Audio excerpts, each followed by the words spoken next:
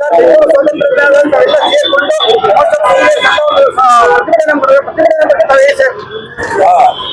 ಇವತ್ತು ದೇಶದಲ್ಲಿ ಸರ್ಕಾರ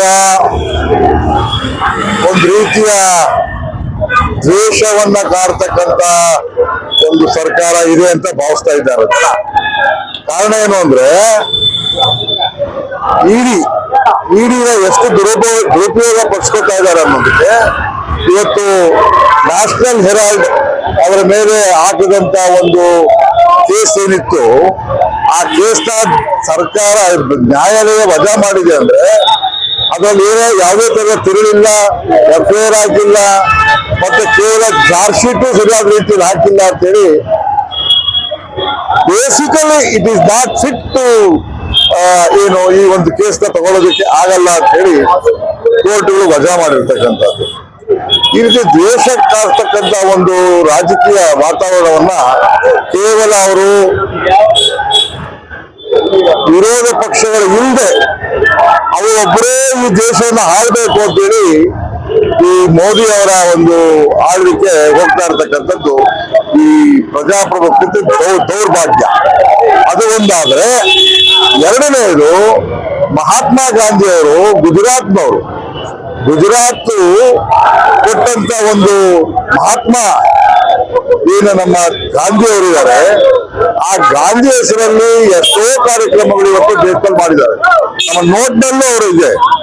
ಅಂತ ಒಬ್ಬ ಮಹಾನ್ ವ್ಯಕ್ತಿಯ ಹೆಸರನ್ನ ಈ ನರೇಗಾ ಏನು ಉದ್ಯೋಗ ಖಾತ್ರಿ ಯೋಜನೆಗೆ ಏನು ಕಾನೂನು ತಂತು, ಯಾರು ನಮ್ಮ ಮನಮೋಹನ್ ಸಿಂಗ್ ಇದ್ದಾಗ ಆ ಒಂದು ಕಾರ್ಯಕ್ರಮವನ್ನ ದುರ್ಬಲಪಡಿಸೋದಕ್ಕೆ ಇವತ್ತು ಅವ್ರ ಹೆಸರು ತೆಗೆಯೋ ಜೊತೆಗೆ ಕೇಂದ್ರ ಸರ್ಕಾರ 75 ಭಾಗ ಕೊಡ್ತಿದ್ರು, 25 ಭಾಗ ರಾಜ್ಯ ಸರ್ಕಾರಗಳು ಕೊಡ್ತಿದ್ರು.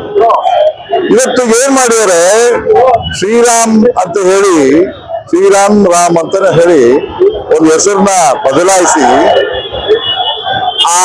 ಈ ಹೆಸರಲ್ಲೇ ಒಂದು ಗೊಂದಲವನ್ನ ಮೂಡಿಸಿ 60% ಕೇಂದ್ರ ಸರ್ಕಾರ ಕೊಡೋದು, ರಾಜ್ಯ ಸರ್ಕಾರ 40% ಕೊಡೋದು ಅಂತೇಳಿ ಇದೊಂದು ರೀತಿ ರಣತಂತ್ರವನ್ನ ಬೇಯಿಸಿದೆ.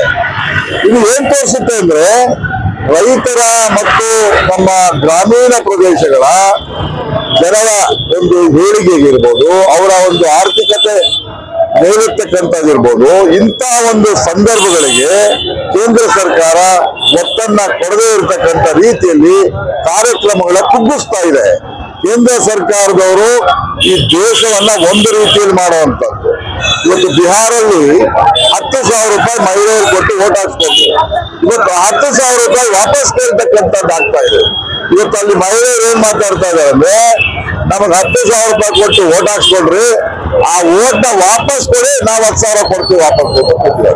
ಸೊ ಇದು ಕೇಂದ್ರ ಸರ್ಕಾರದ ವರ್ತನೆ ಮತ್ತು ಅವರ ದುರಾಡಳಿತಕ್ಕೆ ಹಿಡಿದ ಕನ್ನಡಿಯಾಗಿದೆ. ಅದರಿಂದ ಈ ಪ್ರೊಟೆಸ್ಟ್.